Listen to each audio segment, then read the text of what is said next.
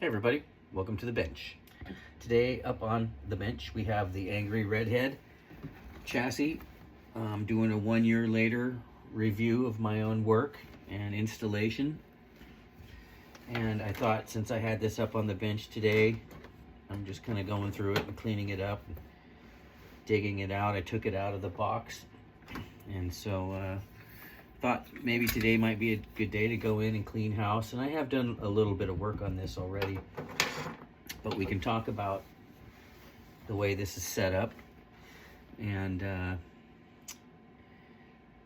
the way the layout is. Now, these 2-inch chassis, I think they're really cool in the way they look. Really sleek design,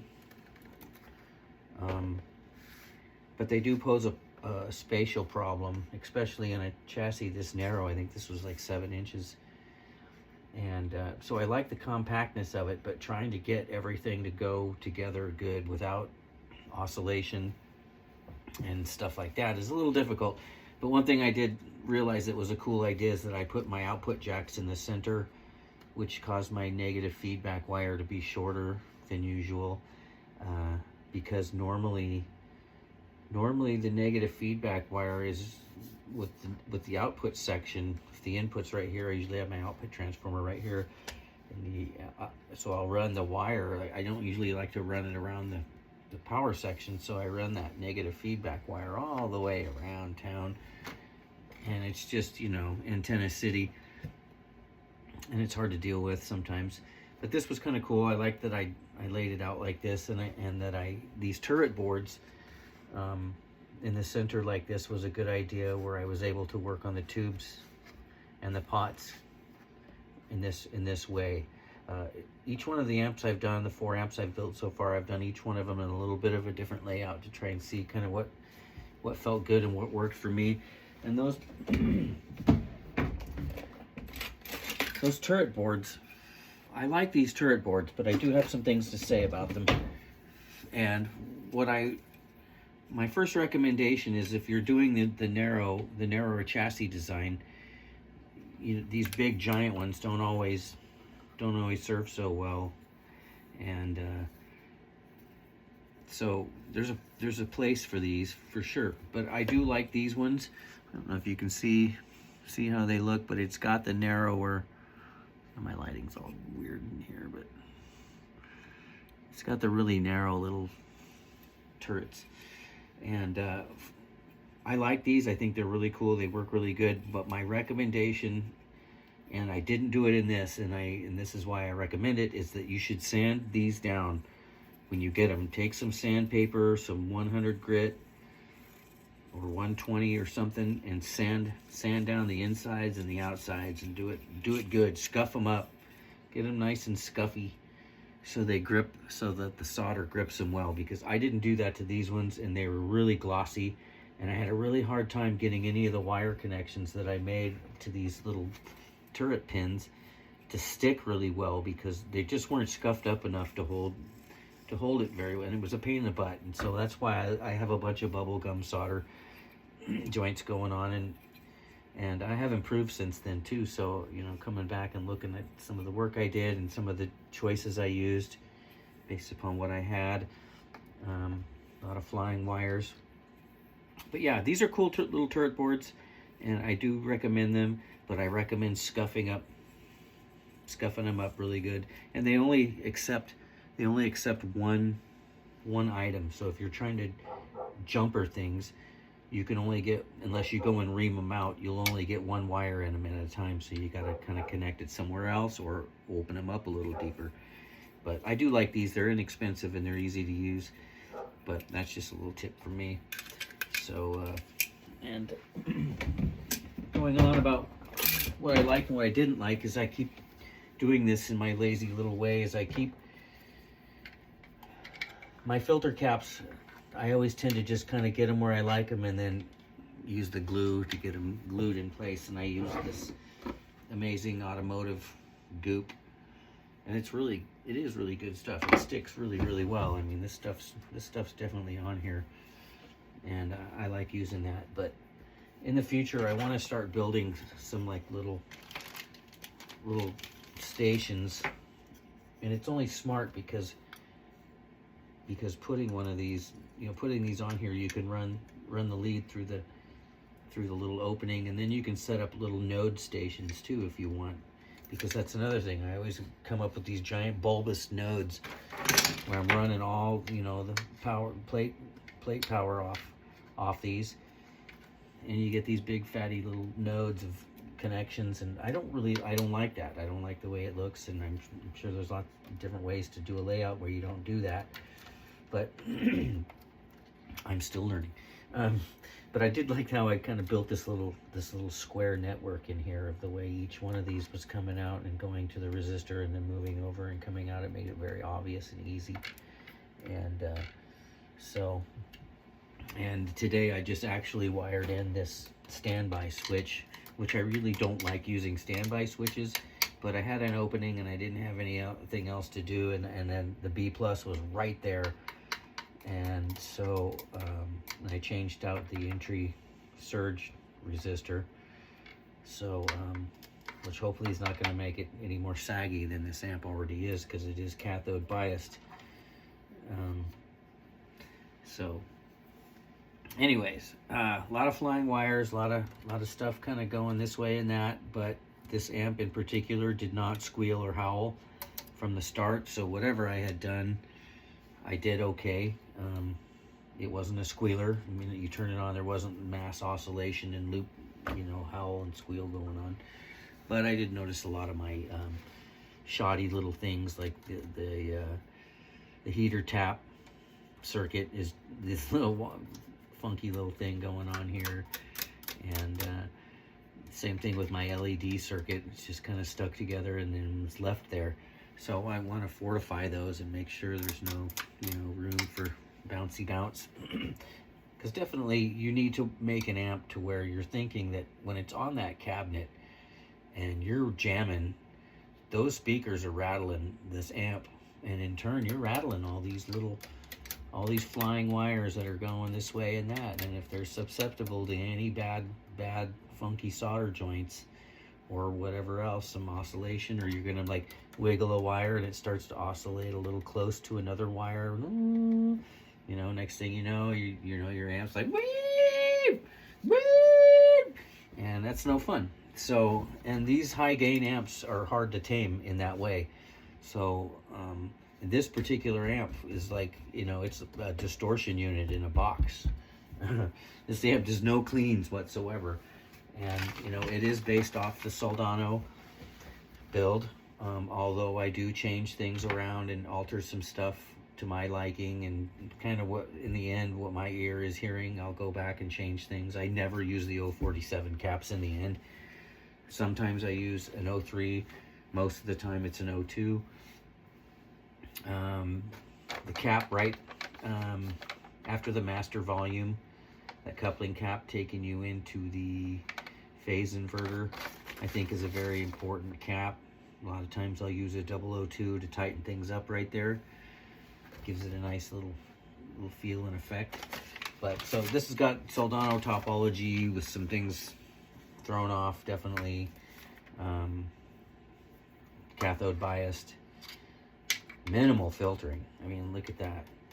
And I hardly have any filtering going on in this amp, and it's relatively quiet. And truth is it's a 20-30 watt amp. You don't need a ton of filtering going on, on something as lean and mean as this. So, and these irons were taken from they were taken from the AU-64 Destroyer video. When I pulled the transformers out of that, that's what these were. But these weren't even stock to that particular amp. I noticed they had been replaced. So I just basically had to do my best to try and convert these transformers over to whatever I could use in this amp and whatever they could provide, which is what I do with all of these PA heads. Basically, I don't buy any transformers. I always use the old vintage irons in them. But so we'll go through it a little bit. There is some shoddy stuff going on. I don't like doing these type of circuits anymore, where I'm just like, I'm just going for it, and that's kind of how I am. I get eager and I get anxious, and I don't want to build I don't want to take the time to do the diligence to build something super fortified. I just want to get it put together. And maybe if I was building this amp for somebody else, or it was a job, or somebody said, hey man, build me an amp, in my mind I'd be thinking way differently about how I let things fly, and wires, and you know, shit shaking loose. So anyways, let me get some courage going here. All right, so as you can see, I got a range, a smorgasbord, a potpourri of boutique caps going. You see some Mallory, some Sozos, some orange drops, some mod caps. You know, I got all sorts of neat stuff going on in here. And yeah, basically, you know, one thing I noticed in here I did is I grounded the input stage to the chassis. And I guess, you know, that works. I don't normally don't do it that way. I don't know why I did it in this amp, although lately I've been having grounding issues with my master volume in some of my amps, and finding a good return. I'm really finding out how much grounding is important, you know, to the tone of an amp. You'd be surprised, man. Good grounding makes it nice and quiet. You get a good clean tone. Bad grounding, a little bit of noise, it adds to the tone. Your amp doesn't sound as great. Other things too. You just get loops and just things happening where stuff isn't working correct. Grounding and layout is super important. Finding that out more and more. Anyways, so going on. Cathode biased. Used a 50 microfarad 100 volt cap. I'm running a 620 ohm on this right now, and that was a super conservative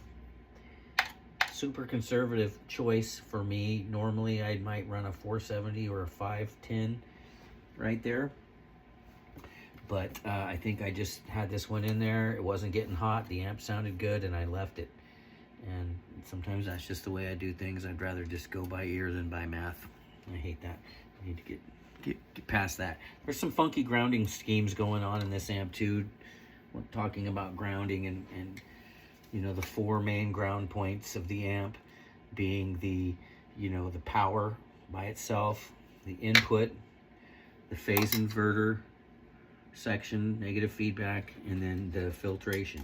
So the four main grounding schemes for the amp should be respected. Okay, because if they're not, you get loops, you get funny little hums and buzzes. And I noticed when I opened this up, I had the output ground to the output jack running over here to the input ground. I was like, that was dumb, because the cathode ground was right here, but this amp is running several grounds at once, and you know, that's a no-no. I don't have my filter caps distributed either. Filter caps should be grounded in the environment in which they're powering.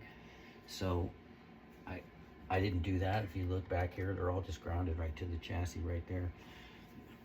So, but sometimes that's a hassle, because if you don't do the layout correctly and you don't put the filter caps over here in the preamp section like it shows on the layout, and you keep your caps way the heck back here, then you're running long chases of wire all the way over here, and and it becomes a problem. You insert, you know, loops and hum and oscillation and all sorts of stuff.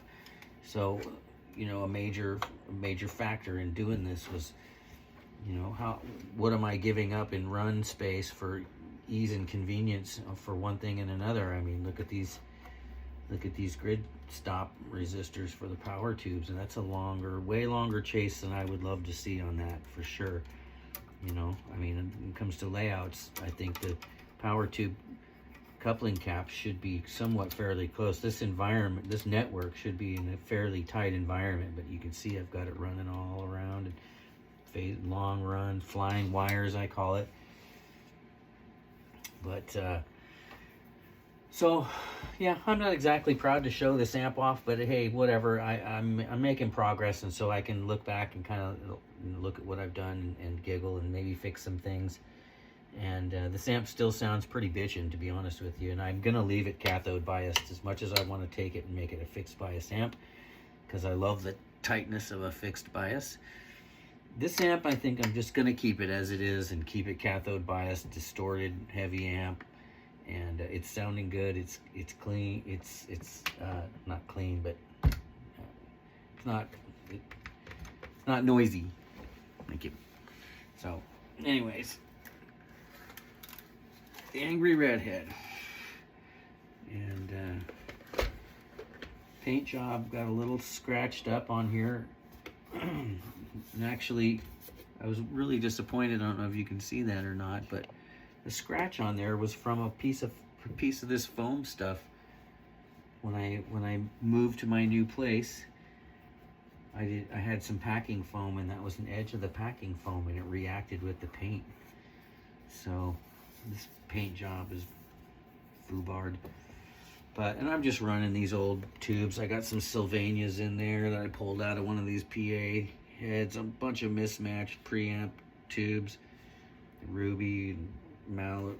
You can see I'm running the Yellow Jacket rectifier converter, and rightfully so, because this amp is not set up for our tube to be tube rectified. I don't have the filtration correct to run a rectifier tube, so if I ever got rid of this amp, it would have to be a rule that this plug never comes out. But I thought it was cool to build an amp that definitely had the option to, like, you know, put a socket in there to run solid state, or to put a tube in there. And I think that's a neat option, you know. So yeah, anyways, so I haven't labeled anything on this amp or done much to it since I kind of got it finished, but you can kind of see everything's looking on it. Paint job suffering. There's some stuff going on in there, but anyways, so yeah, at this point I got to fix the grounding for the output output jacks, and just kind of tighten some things up in here, make sure it's all still spaced out and not gonna interfere with anything. But anyways,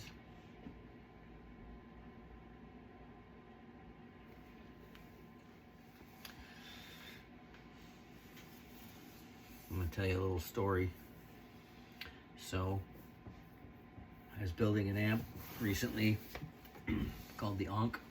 It was a 2-channel endeavor, something I hadn't bitten off yet, that I was ready to try to handle and take on, and I had a bold idea.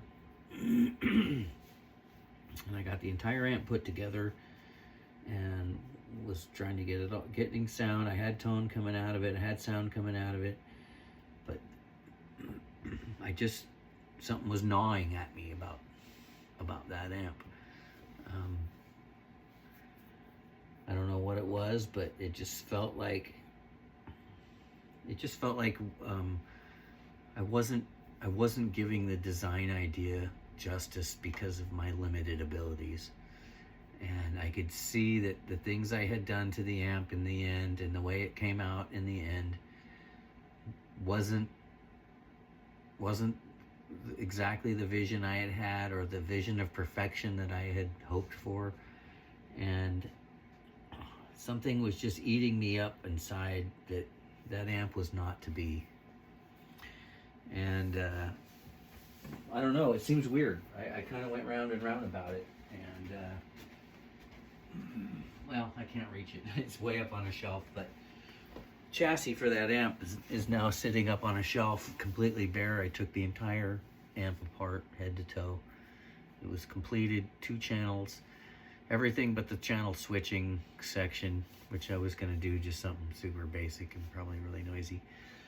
But I took everything out of that amp, and the whole amp came apart. And the Ankh was not to be. I was not giving it the the diligence in which it deserved. So,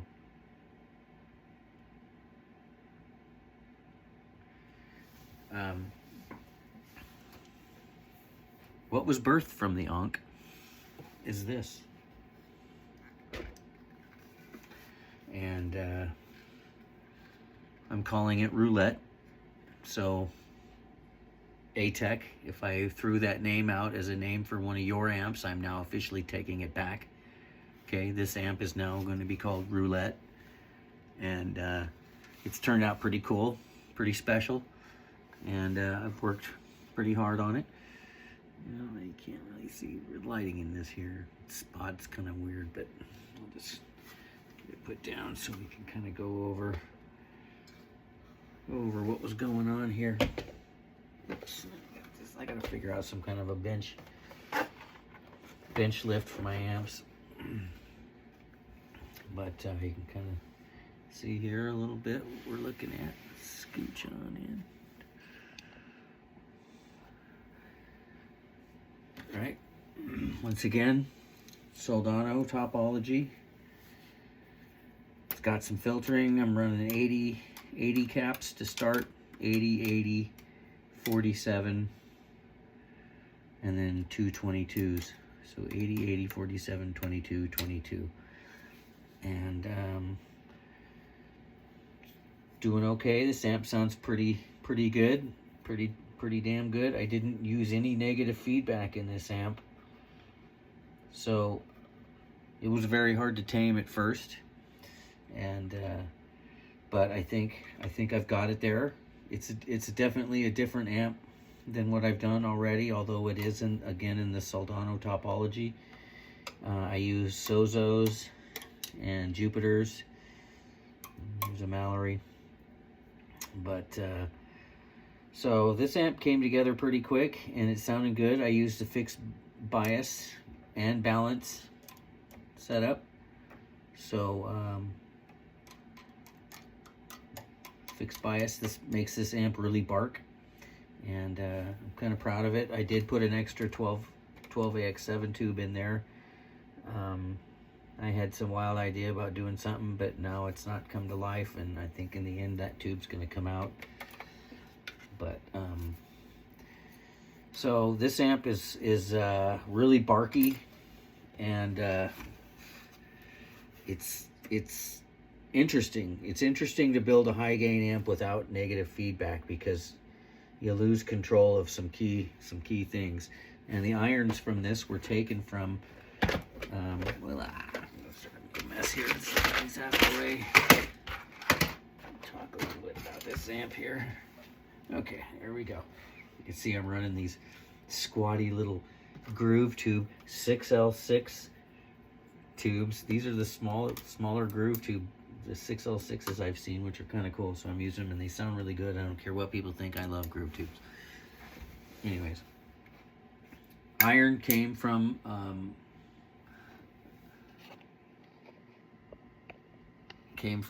this amp right here, Signet 33. Was taken from this amp, 30 watt Stromberg Carlson transformer. And just so you know, there's a couple of these on eBay right now for around 200 bucks. And if you were to get those, you could have some iron in your 30 watt amp if you want to build something. And they're pretty easy to work with. They sound pretty good. I would recommend it for a cheap transformer fix. But so on the front, real simple, just got gain, master volume, bass, mid, treble, and this is actually a tone slope sweep. So it sweeps between, 33 and a 56. Yeah, so it's very subtle, and basically it just sweeps you between light. It just goes from being light to dark. So this is a lot more brighter. Your tone slope is different. I don't know if it's 33 or 56 that way. 33, and then switch it this way and it gets a lot darker. So it's just kind of a subtle mid-range adjustment, because this no negative feedback amp is just filled with mids that you can't get rid of, and you have to love it or leave it. But I've got them tamed to a point, and this amp is sounding good. It's barky and responsive. The fixed bias has just got it just tightened way up, and so this is a really interesting amp, the Roulette, and it's all done, and it sounds pretty good. I'll do a little sound demo of it, but I'm not quite done with the B plus fuse yet. But you can see I've got a thermistor in there, Mr. Thermistor, and so. But yeah, I tried to get my grounding a little tighter in this one, and you can see the layout in this was a little wonky. I got that turret board a little too close to those pots, and so, you know, if you ever have to replace the pots, well, I don't know what's going to happen. So that wasn't a good layout. So that's why I was kind of going over the Angry Redhead layout, because it's a little bit more useful.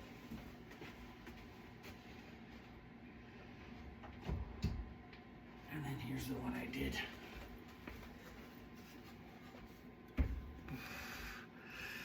for the class, the master class.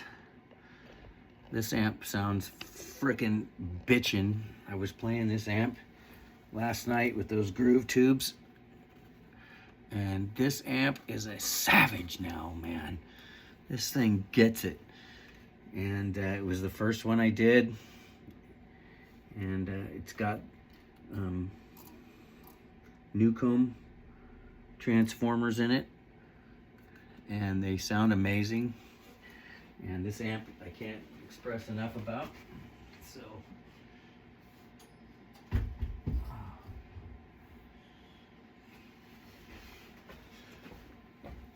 and last but not least, I got this other amp over here I've been working on. We're gonna unscrew this just a second here.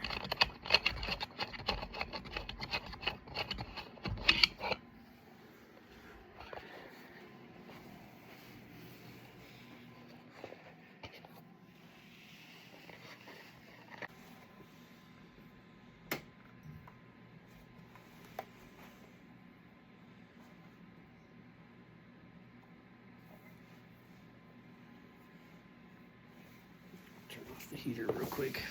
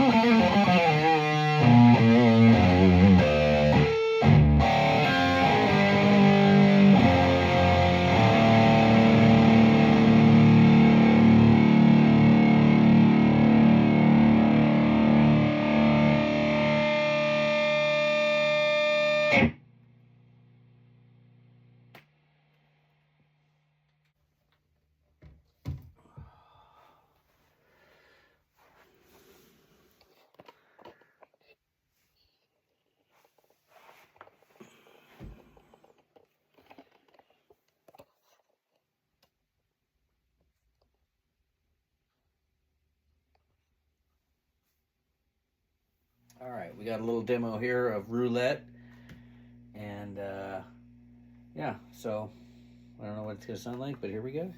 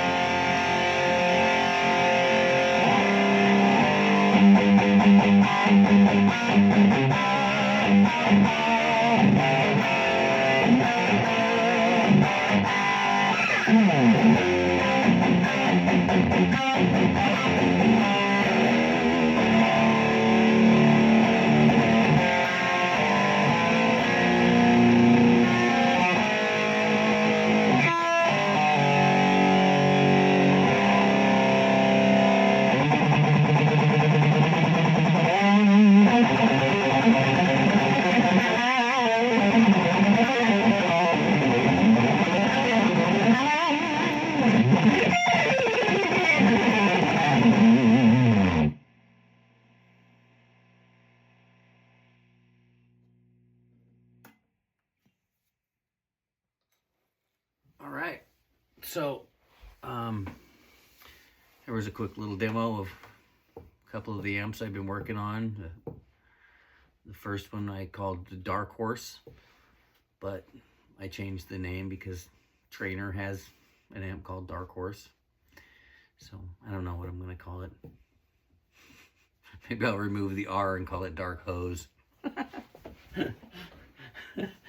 Anyways, so Dark Horse and Roulette is what I presented today, and I showed a little bit of the Angry Redhead chassis, and thought I'd put out some content today, and I hope everybody's doing good. I got my red beer,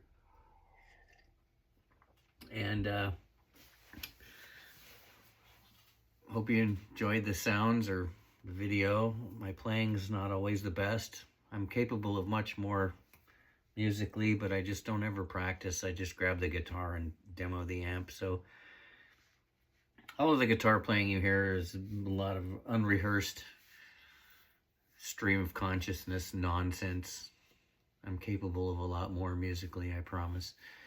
But so appreciate you sitting through some of the wanky stuff and the metal riffs and that kind of stuff. But you know, if you're building metal amps, I believe you need to put, you know, metal amps through the metal paces. And once again, I want to give a shout out to some of the people online that I admire and appreciate. Andy from YDNA, A-Tech, Luke, you know, there's a lot of people. Uncle Doug, Guitologist, Pergasound, Ron Carter, Wildwood Amps. He's got a neat site if you're into the vintage PA stuff. He's always doing PA conversions that are really neat. And but yeah, I appreciate you guys sitting through the video and some of the nonsense. And I want to try and make some more content. I know I'm always saying that, but I'm a little shy in front of the camera. Sometimes I feel like making videos is a little narcissistic, and you know, my amps aren't that great. There's other guys out there building amps that are, you know, way beyond what I'm doing. So just kind of having fun showing off what I like to do, I guess. We all need some kind of way to show off these days, and it seems social media and these videos is the way everybody's kind of doing things. You know, it used to be go out and socialize and play out and play around out there. But now we all just sit right here and make these videos about ourselves and what we are and who we are and what we do, which is disappointing to me because I came from a time when playing out was fun and social media was going out on, you know, ladies' night and who's playing where and what's going on. And now everything's online, and it's kind of sad because I'm a good old boy. Anyways, hope you guys are having a good day. Enjoy your day for whatever it is. And try not to be like this guy. Dead man walking in a spacesuit of his own urine, one shoe off. See you guys.